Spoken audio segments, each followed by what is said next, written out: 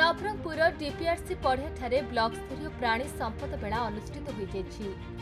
उक्त मेलाରେ ଲୋକଙ୍କୁ ସ୍ୱାବଲମ୍ବୀ କରିବା ଉଦ୍ଦେଶ୍ୟରେ ସରକାର ମତ୍ସ୍ୟ ଚାଷ ଓ ଗୋପାଳନକୁ ଅଧିକ ଗୁରୁତ୍ୱ ଦେଉଛନ୍ତି। ମୁଖ୍ୟମନ୍ତ୍ରୀ କାମଧେନୁ ଯୋଜନା ମାଧ୍ୟମରେ କୃଷକମାନଙ୍କ ପାଇଁ ଅନେକ ଲାଭଦାୟକ ବ୍ୟବସାୟର ଯୋଜନା ପ୍ରସ୍ତୁତ କରିଛନ୍ତି। ଏହି ମେଳାର ମୁଖ୍ୟ ଉଦ୍ଦେଶ୍ୟ ସରକାରଙ୍କ ବିଭିନ୍ନ ଯୋଜନା ବିଷୟରେ ଚାଷୀମାନଙ୍କୁ ଅବଗତ କରାଇବା ପାଇଁ ମୁଖ୍ୟ ଅତିଥି ଡକ୍ଟର ରାଧେଶ୍ୟାମ ଲାଇକ କହିଥିଲେ।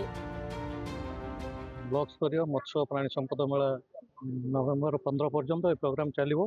यही क्रम आज आम प्रथम थर पर 10टा ब्लॉक रु नवरंगपुर हेडक्वार्टर ब्लॉक रे मत्स्य प्राणी संपद मेला करा सरकार मुख्य उद्देश्य हूँ मेला रे पंचायत स्तरीय चाषी मत्स्य प्राणी संपद चाषी समस्ते आसिकी मत्स्य प्राणी संपद विभाग द्वारा कार्यकारी करा विभिन्न योजना गुड़िक जानवे और बुझे और से अनुसार से तार जो सरकार सब्सिडी स्कीम रही तार लाभ उठेबे।